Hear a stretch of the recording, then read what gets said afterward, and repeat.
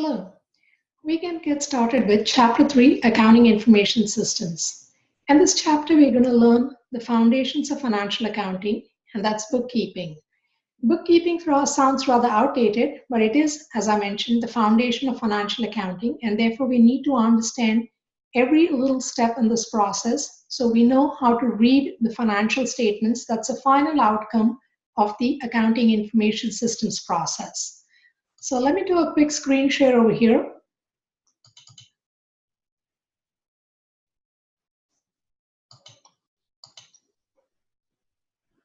I'm going to minimize the screen with my picture here. And let's get started with what we need to review in this chapter and how we're going to build on this chapter for the remainder of the semester.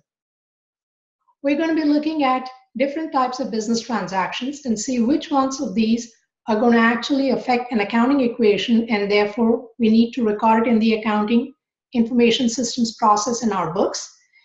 We will look at the process of debits, credits, how they affect individual accounts, and how we record business transactions. The formal book that we're going to use is called a journal. We're then going to post it into a ledger and finally prepare a trial balance. So let's start with the first step in the process. The first step always is you analyze the individual transaction. We first see, is this business event a business transaction that affects an accounting the accounting equation or not? Business events may or may not affect the accounting equation at this point in time.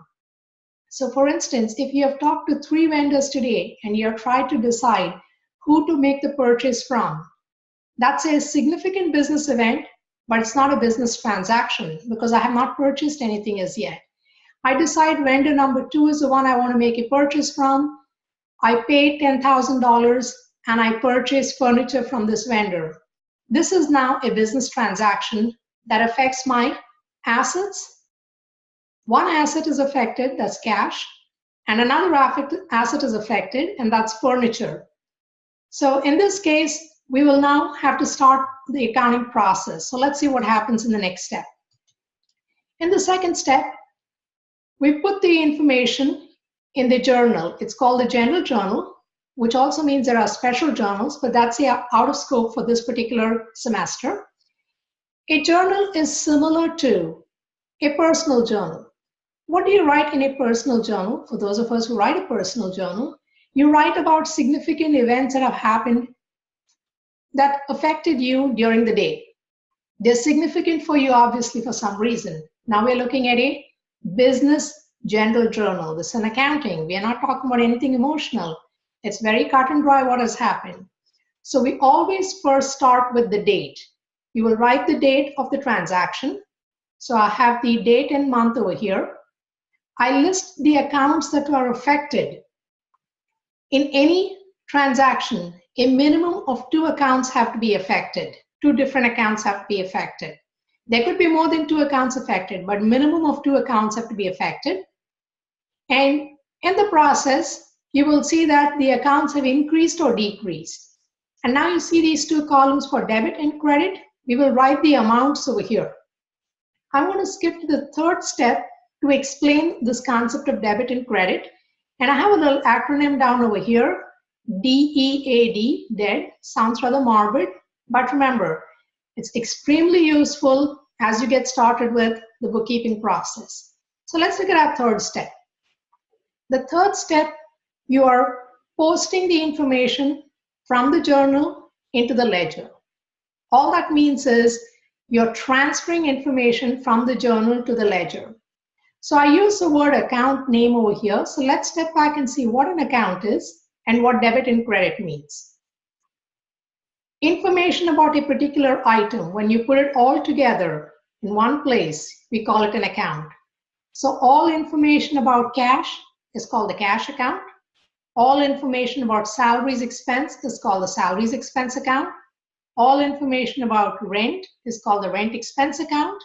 I may have a rent revenue account if I'm a landlord. So an account name is nothing but a particular item, and I've gathered all the information. Before I need to do any calculation, I need to first gather the information. Now, As I mentioned earlier, we had the manual bookkeeping process, which is now computerized. This manual bookkeeping process, what was done was you had a book, which is a ledger. This book, each page you had one account. So fairly simple. Page 1, let's say I have cash account. Page 2, I have rent expense. Page 3, I have salaries expense. I'm devoting one page for the information about that particular account. So the olden days, the bookkeepers literally split the page into two parts. This is the debit side and this is the credit side. For every account, it doesn't matter what account we're looking at, assets, liabilities, or owner's equity. Always, the right-hand side is a credit, the left-hand side is a debit. Always, okay? So as we have an account, we are going to add to one particular side, and I'll tell you which side we're going to add it to. At the end of the period, so let's say end of the month, you add all the debits and all the credits that have happened for an individual account. I call those subtotals. You take the difference between the two sides, and that's the balance in the account, and you will put the balance on the side which is higher. So if total debits are more than total credits, you have a debit balance. If total credits are more than total debits, you have a credit balance. Now, which account should I debit and which account should I credit to increase it? So that's when we look at this acronym over here. All my expenses, assets, and dividends. The normal balance for them is debit, which means I increase them with a debit and I decrease them with a credit. So in this particular transaction that I gave over here as an example, let's say for instance, I paid rent, $1,000. This happened on the first day of the month, September 1st. So date I'd write September 1st. Two accounts are affected, rent expense and cash. So I'll write rent expense. Below that I'll write cash in the next line, and you will see the words are a little indented over here, and I'll tell you why that is the case. I paid rent. Rent is debited. Remember, look at this, D-E-A-D. I debit rent, $1,000. I paid cash. Cash is an asset. Has cash increased or decreased? Cash has decreased, so I need to credit it because normal balance for cash is also debit. In order to decrease it, I will credit it. So I'll have $1,000 cash rent expense debit, and I'll have cash credit $1,000. I then write a brief explanation for what this transaction was.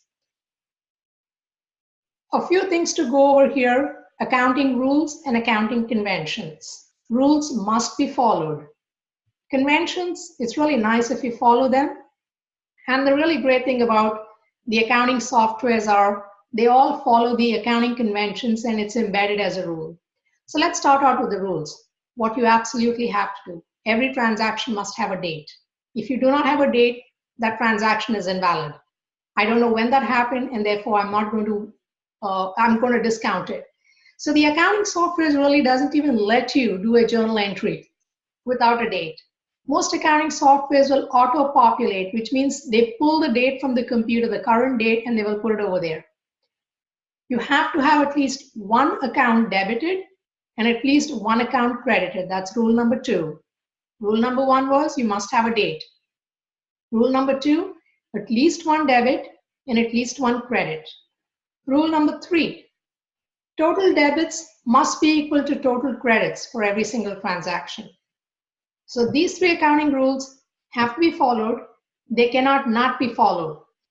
If you're using a computerized software, if you don't have a date, it doesn't let you proceed. If you put a debit but not a credit, it will not let you proceed. If total debits do not equal to total credits, it will not let you proceed. So that's the cool thing about the software, but we need to know what we're doing over here.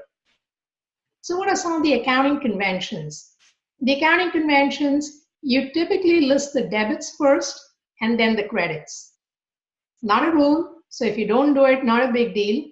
But when we do it manually, it's visually easier to see. So we write the debits first and then the credits. Convention number 2, When you're crediting an account, you just indent the word a little so visually you can see you debited and credited an account. Convention number 3, you write a brief explanation.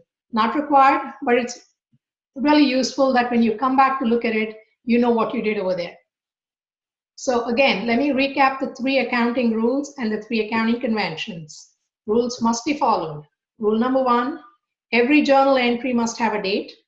Rule number 2, every journal entry must have at least 1 account debited and 1 account credited. Rule number 3, total debits must equal to total credits for every single transaction. Accounting conventions, we write the debits first and then the credits. We indent the credits and we write a brief explanation. Once you have your journal entry, you can post it into the ledgers either immediately, end of the day, end of the week, or end of the month. Using computer language, if I post after every single journal entry is completed, that's called real-time posting. If I post at the end of a day, a week, or a month, that's called batch posting. It means I'm doing it in batches. With accounting softwares, when you set up your software, you can choose whether you want real-time posting or batch posting. In most cases, if the volume of transaction is not that large, companies will opt for real-time posting. If the volume of transaction is very large, they will opt for the batch posting. So once again, let's look at step 3. From this journal, I post information into the T account, and this is also called a T account. I post the information into the ledger account or the T account. So in the example I gave you, rent expense debit, cash credit. If I have a rent expense account, on the debit side, I'll put $1,000, and the cash account on the credit side, I'll put $1,000. How often do I find the balance in these accounts? Again, if you're using computerized software, you could do it every day as often as you want to. If you're doing it manually, no one is going to do it on a daily basis. They're going to wait for a logical stopping point when they're going to do that, calculating the balances. So why do I need the balance? So let's move on to the next step, step 4. In step 4, I prepare what's called a trial balance. A trial balance is nothing but a sheet of paper on which I list all the accounts that I have in my ledger. Remember I told you a ledger is a book, 1 page for each account. Every account that has a non-zero balance. If it has a 0 balance, I don't need to put it over here in my, I will not put it in my trial balance. So anything that has a non-zero balance will be listed over here. I will identify whether I have a debit balance or a credit balance in the account. Once I've done moving all the balances from the general ledger into the trial balance, the total must be equal, which is total debits must be equal to total credits. That's simply following what you did over here in the general journal. So if you made a mistake in the first step, you probably have either done a transaction when it should not have been done and entered it into the books, or you've not entered it when you should have entered it into the books. That's a big thing. And then the second step, if you made a mistake in your journal entry, if you're using a computerized software, it's automatically taking information into all these other steps. Manually, you can have an opportunity when you're transferring the information to look and see what you have done. As an example, what kind of mistake could I have made over here that could transfer continuously and just go? I could have flipped the journal entry. I could have done cash debit, rent expense credit. Will the accounting software catch that problem? No, it won't. Because what it is seeing over there is 2 accounts have been affected. One is a debit, one is a credit. The amounts are equal, and it is just going to take it, drag it, the information to all the other steps. That information, that mistake will not be caught over here in the trial balance. However, the trial balance does serve a purpose, and we'll see what that purpose is. So let's move on to step 5. In step 5, at the end of the month, we prepare what's called adjusting entries. You'll see that in a subsequent chapter. Adjusting entries are basically journal entries. These are steps that we need to take at the end of the month to update certain accounts so that we can prepare our financial statements correctly. A couple key notes over here. Adjusting entries are always done at the end of the period, so end of the month before I prepare financial statements. Cash is typically never affected within an adjusting entry. There are two exceptions. When we get to those exceptions in subsequent chapters, I'll talk about it. But the general rule is adjusting entries, you are not going to affect cash, which means cash will not debit or credit within the adjusting entry. And they all happen at the end of the month, all these adjusting entries. Once you have your adjusting entries prepared, you again, all entries have to get posted into the ledger. And then you prepare the adjusted trial balance. Again, adjusted trial balance, like the trial balance, is a listing of all accounts that have a non-zero balance. This is a very important step before you prepare your financial statements. This is what is used to prepare your financial statements. So in step 7, I'll prepare my income statement, statement of owner's equity, the balance sheet, and statement of cash flows. So in the income statement, you have revenues minus expenses. You'll go through the trial balance, pick out all the revenue items, list them, all the expense items you listed in the income statement. So when you're done with step 7, in 1, 2, and 3, the income statement, statement of owner's equity, and balance sheet, you should have used up all of this information. All the information from the trial balance, you will use up in one of these 3 steps, or in one of these 3 financial statements. After you're done preparing the financial statements for a particular period, it could be end of the month, end of the quarter, end of the year. Our next step is to prepare what's called closing entries. In closing entries, again, this is done at the end of the month. I close all temporary accounts, which is also called nominal accounts. Nominal accounts relate only to the period in which we are looking at these financial statements. We're not looking at any other period. The nominal accounts relate only to that particular period. So revenues are only for a particular period. Expenses are only for a particular period, as are dividends. All of those accounts get closed, and they all close to retained earnings. And then finally, in the last step, you prepare a post-closing trial balance. And the only reason you prepare this is so that you want to make sure that there is nothing left in that trial balance that relates to the current period. You have permanent or real accounts. So what are permanent or real accounts? They are the accounts that are in your balance sheet. All your assets, all your liabilities, all your equity accounts, they carry over into the next period. So those will continue into the next period. So this gives you an overview of chapter 3. And as you go through each exercise at the end of the chapter, you will see that you would have covered one or two steps of the accounting cycle. Or you could do one comprehensive problem that covers everything we have talked about right now. So once again, you analyze a business transaction. If it is something that affects assets, liabilities, or owner's equity, we journalize it, which means we put it in the general ledger. Then you post it into the, we journalize it means we record it in the general journal. We then post it into the general ledger. At the end of the month, we calculate the balances of all the accounts in the ledger, and we prepare the trial balance. We do the adjusting entries to update accounts, and then prepare the adjusted trial balance. From the adjusted trial balance, we prepare the financial statements, the income statement, statement of owner's equity, the balance sheet, and the statement of cash flows. After you're done with that, you prepare closing entries. The closing entries are to close all the temporary accounts. And then you prepare the post-closing trial balance, which is nothing but the listing of all the permanent accounts. Once again, keep in mind the trial balance, the adjusted trial balance, and the post-closing trial balance will list accounts only that have a non-zero balance. If it has a zero balance, you're not going to list it. Once again, most businesses use a computerized software. QuickBooks, Peachtree, depending on the size of the organization, you can purchase a larger software or more integrated software. All of these are going to do what you ask it to do. The general rule of computers is, the acronym is GIGO, garbage in, garbage out. If you tell the computer something incorrectly, it's going to process that information and take it through many, many other steps incorrectly.